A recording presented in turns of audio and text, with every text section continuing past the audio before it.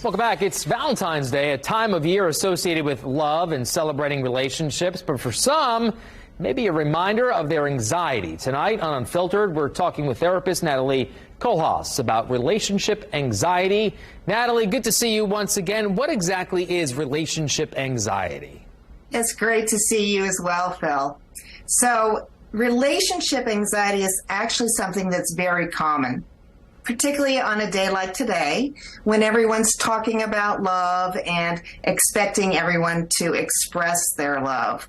What happens is people step into a place of wondering. Maybe they're wondering if they matter to their partner, or maybe they start doubting whether or not their partner has the same feelings that they have, or they may even worry that their partner wants to break up with them. All of these types of fears lead to what we know as relationship anxiety. And how does relationship anxiety become a thing? Often what happens is during our life, we've experienced that wonderful place of love. And as that emotion is very, very powerful, what happens is if we get hurt or we have disappointments, we feel that sense of hurt and disappointment intensely once the love goes away. What we now have is something that our brain recognizes as, we don't want you to get hurt again. We don't want you to be disappointed again. And so fear starts talking to us and saying, maybe you shouldn't step into that relationship, or maybe this person isn't actually who you think they are. So our brains are looking for ways always to protect us. And often if we've had hurts in the past, this will prompt relationship anxiety. What would you recommend for folks who maybe are experiencing relationship anxiety this time of year? Often what we do is we work with individuals for them to recognize how to maintain first their identity. A lot of people kind of morph into who their boyfriend or girlfriend or spouse or partner is, and they take on a lot of the other person's identity. This can be very confusing, not only for ourselves, but then our partner starts thinking, can I actually trust them because something that they're doing feels a little bit off? This, in turn, can actually end up sabotaging the relationship.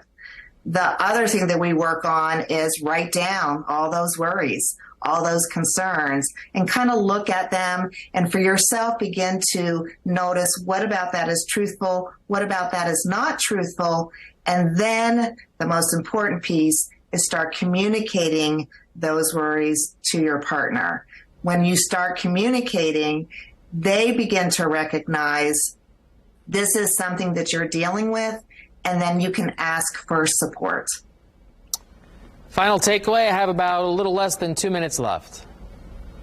So the most important thing that I always let people know who maybe are working with somebody who has, or being with somebody or in a relationship with someone who has that type of anxiety is just know you cannot fix it. It would be great if we could just love it away. But we cannot love someone into a thought, and all of our thoughts create thus our feelings. So it is not about being able to fix the person. It is about recognizing how can you actually support them. Most people who have relationship anxiety may be very nervous about telling their partners about that because they don't want to be a burden. So when someone finally does open up and share their worries and their concerns, be a good listener, try to reflect back that you're actually hearing them, and know it's not up to you to change what they're thinking. The person recognizes it's not logical, but they need to work on those thinking patterns themselves. Natalie Kohlhaas, happy Valentine's Day. Good to see you. Thanks for coming on with us once again for Unfiltered. Thank you so much, Phil, and have a great and wonderful happy Valentine's Day. You too. Thank you.